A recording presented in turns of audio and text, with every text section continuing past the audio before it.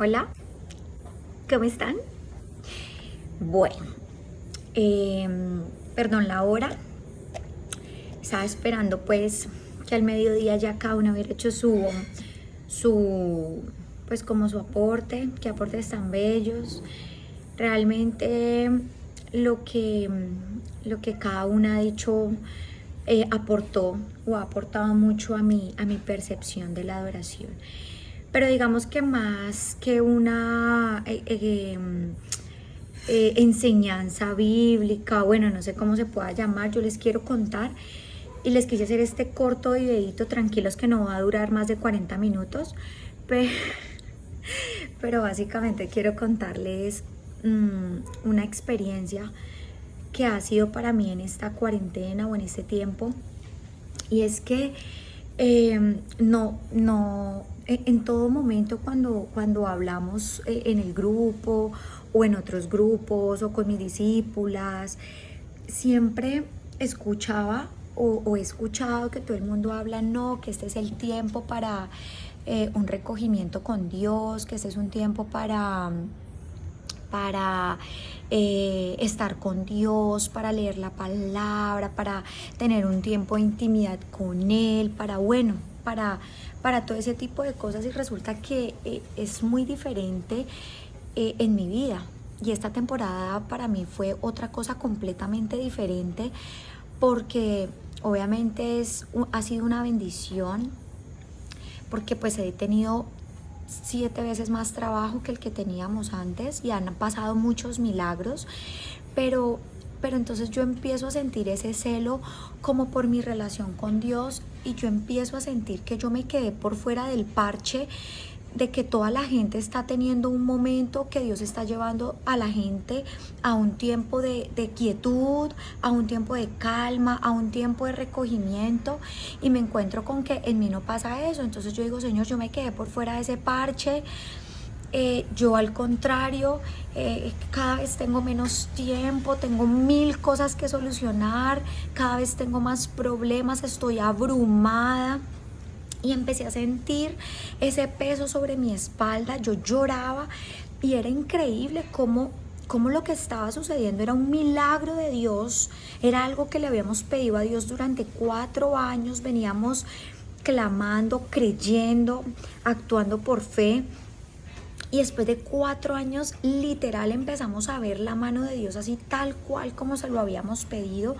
Pero esto se convierte en un peso sobre mi espalda, y sobre todo al darme cuenta que todo mi contexto, es decir, mis discípulas, mis consiervas, mis líderes, todos están en un tiempo donde todo el mundo manifiesta que quietud, que tranquilidad, que es el momento de recogimiento, que la familia, que Dios, que la palabra. Y yo decía, Señor, pero yo ahorita tengo menos, mejor dicho, si antes no tenía tiempo de leer la Biblia, ahora menos. Y empiezo a sentir esa angustia y esa preocupación. Y empiezo a orarle al Señor y le digo, Señor, tú sigues siendo Dios y yo quiero que tú me enseñes qué es lo que tú me estás, qué es esta temporada y qué significa para mí. El Señor en un momento me coge y me dice, yo te voy a convertir en una adoradora. Y yo, en una adoradora, yo ni siquiera tengo tiempo de, mejor dicho, yo no me canto, si me canto una canción completa es mucha. Y empieza el Señor y me confronta con algo que durante muchos años incluso lo enseñaba, y era que me dijo, ¿a ti quién te dijo que adorarme es solamente cantarme, levantarme los brazos? ¿A ti quién te dijo que adorarme es decirme que yo soy grande y poderoso? ¿A ti quién te dijo que adorarme es estar solamente en una iglesia y cantarme salmos y palabras bonitas? Y yo sé que todas han dicho esto y han dicho que la adoración tiene que salir del corazón y que tiene que también mucho que ver con las actitudes. Pero el Señor me lleva a un contexto y me dice, yo quiero que tú veas el Génesis. Y en el principio dice la palabra de Dios que la tierra estaba desordenada y que estaba vacía. Y dice la palabra que el Espíritu del Señor se movía sobre la faz de las aguas, sobre la faz de la tierra, pero que todo estaba desordenado y vacío. Y después dice, y dijo Dios, hágase la luz. Y entra a la escena Dios, y entra Dios a la escena como un hombre trabajador. Porque todo lo que empieza a hacer Dios desde el primer momento, desde que Él inicia o desde que empezamos a leer la palabra, es un Dios que trabaja, es un Dios que organiza, es un Dios que coge lo caótico, lo despelotado, lo que está mal y lo sumerge en su río de sabiduría y empieza a poner cada cosa en su lugar. Y empieza el Señor a llevarme por ese viaje y me dice, tú has enseñado una cosa tan equivocada durante todo este tiempo, y es que tú le has enseñado a tus chicas que buscar primeramente el reino de Dios y su justicia corresponde a que usted tiene que dejar de lado su trabajo y venirse para la iglesia. Eso es darle el primer lugar a Dios, y yo lo he enseñado durante estos 4 años. Aquí me debe estar escuchando Carol y Camila. Y no, usted primero Dios, que Dios se encarga de lo suyo. Y con esto no estoy diciendo, ok, y bueno, yo estoy hablando con mis consiervitas que yo sé que tienen una madurez espiritual, porque con esto es lo que no quiero dar a entender de que no tengamos que hacer nuestro ministerio, ni ir a la iglesia, y que tengamos que pues dejar el ministerio tirado por trabajar. Pero al punto, no quiero decir esto, al punto al que quiero llegar es que el Señor me empieza a llevar y a hacerme entender que un adorador verdadero, un adorador en espíritu y verdad, es aquel que adora al Señor en todo momento y en todo tiempo. ¿Y cómo puedo yo adorar al Señor en todo momento y todo tiempo? Es que la adoración consiste en absolutamente todo lo que yo hago. Y el Señor me dice, tu trabajo en este tiempo está a este nivel porque yo determiné convertirte en una adoradora en espíritu y en verdad. Y vas a aprender cómo en medio de tu caos, cómo en medio de tu desorden, cómo en medio de todos los problemas, vas a aprenderme a adorar. Vas a aprender cómo se adora a tu Dios en medio de lo que tú haces. Y vas a empezar a entender que cada vez que tú llegas a tu sitio de tu trabajo, tú estás llegando a un lugar santo, que cada vez que tú te sientas en un escritorio es un lugar santo, porque dice la palabra del Señor en Colosenses, y me lleva, dice que todo es del Señor, toda la tierra y su plenitud. Y también dice la palabra que todo lo que hagáis, hacedlo como para el Señor. Y eso nosotros no lo sabemos de memoria, pero cuando el Señor empieza a crear esa conciencia y me dice, mira, Natalie, cada vez que tú te sientas en un escritorio, la manera como organizas tus cuadernos, la manera como escribes tus anotaciones, la manera como tienes tu entorno, eso es adoración a mí. Si tú lo haces de una manera desequilibrada, desorganizada, tú no lo estás haciendo para mí. ¿Cómo cambiaría tu manera de trabajar? ¿Cómo cambiaría tu manera de tratar a las personas aún en tu entorno laboral cuando todo está bajo presión y cuando todo está caótico? Si tú entendieras que cada cosa que haces y cada cosa y circunstancia que yo pongo delante de ti es una oportunidad para que tú me adores. No estoy pidiendo que te pares a cantarme todo el día. Estoy pidiendo que tú pongas en tu conciencia, que seas consciente de que cada cosa que pasa dentro de ti, cada función, cada tarea, es una oportunidad para que me adores. Eso es un adorador. Un adorador no es aquel que se encierra en una iglesia, que se encierra en un cuarto. No, el adorador en espíritu y en verdad es aquel que tiene la capacidad de adorar a Dios en todo momento y en todo tiempo, en cada cosa que hace. Y el Señor me estaba llevando a mi trabajo porque estaba pasando 12 y 16 horas trabajando. Y el Señor me decía, aquí en este escritorio, mientras trabajas, yo puedo ministrar tu corazón y tú puedes ministrar mi corazón. Cuando tú adoras y estás trabajando, cuando tú estás tratando con un cliente, cuando tú estás hablando con alguien y lo tratas como si fuera yo. Si es un cliente, así te vaya a comprar una cosita que vale 1.000 pesos, o así te vaya a comprar una cosita que vale 10 millones de pesos, pero tú lo tratas igual porque lo tratas como si fuera yo, me estás adorando y ministras mi corazón.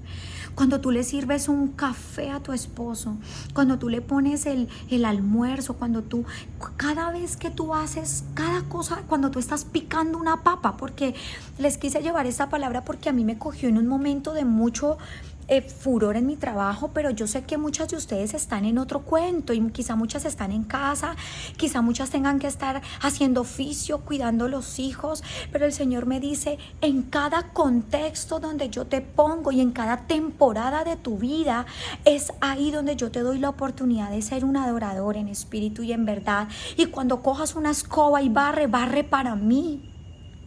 Tú puedes adorarme mientras barres tu casa, pero cuando hay queja, cuando tú te empiezas a quejar, cuando, qué pereza esto, porque esto, no me gusta esto, los hijos, el marido, es ahí donde el Señor dice tú, y después vamos y oramos y alabamos y levantamos las manos, el Señor dice, no, esa no es la adoración.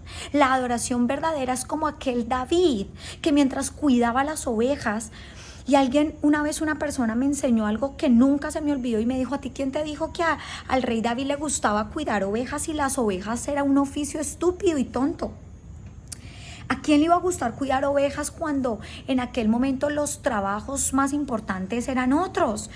Es más, era un trabajo deshonroso, de poco valor. ¿Y a quién dijo, dónde dice en la palabra que David amaba cuidar ovejas? A él no le gustaba cuidar ovejas.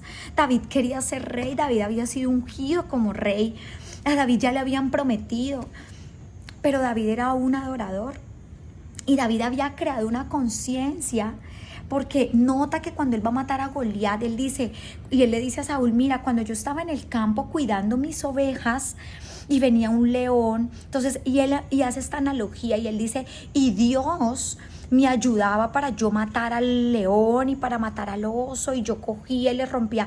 Está hablando David de que él cuando cuidaba ovejas, él tenía la conciencia de que él lo estaba haciendo para el Señor y por eso lo hacía con ese amor, no porque le gustara, lo hacía porque porque tenía un corazón de adorador, y él sabía que mientras hiciera o viviera la temporada que Dios le estaba pidiendo que viviera con una conciencia de que era para su Dios, de que era por Dios, él estaba adorando.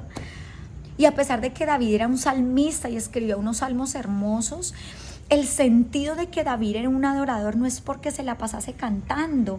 Si tú notas toda la historia en primera y segunda de Samuel de David, dice que él siempre que él hacía algo, él estaba pensando en darle la gloria. Él siempre tenía una conciencia de que todo lo que él hacía era por Dios y era para Dios. Entonces, mujeres, esto para mí fue increíble porque esto cambió mi perspectiva de todo lo que yo hago. Y el día que me tengo que quedar en casa y que tengo que barrer y que tengo que lavar un baño y que tengo que pelar una papa, el día que llego cansada de trabajar pero tengo que pelar unas papas para darle comida a mi esposo, inmediatamente pienso y el Espíritu Santo me dice, ¿qué tal si me adoras? Y yo estoy cansada y no quiero hacer nada y el Espíritu Santo me dice, ¿y qué tal si me adoras? Y cuando hay un amor en tu corazón hacia Dios, inmediatamente el sentido de lo que tú vas a hacer cambia. Y antes ibas a pelar la papa como, qué pereza, estoy cansada, me quiero acostar, ¿sí o no? Si mi esposo me ayudara más, o en el trabajo, si mis empleados, no, ya pelo la papa de una manera diferente. Si tengo que explicarle 7 veces a una persona algo que antes me irradiaba y me generaba como, la gente, ¿por qué no entiende? El Señor me dice, ¿qué tal si me adoras? ¿Qué tal si me adoras mientras le explicas 7 veces lo mismo? ¿Qué importa? Finalmente es para mí. Y si fuese yo el que te lo pidiera, y si fuese yo Jesús el que te dijera, ¿y por qué no me vuelves a explicar? Y si fuese yo el que te pidiera esa cotización, y si fuese yo, eso es un adorador.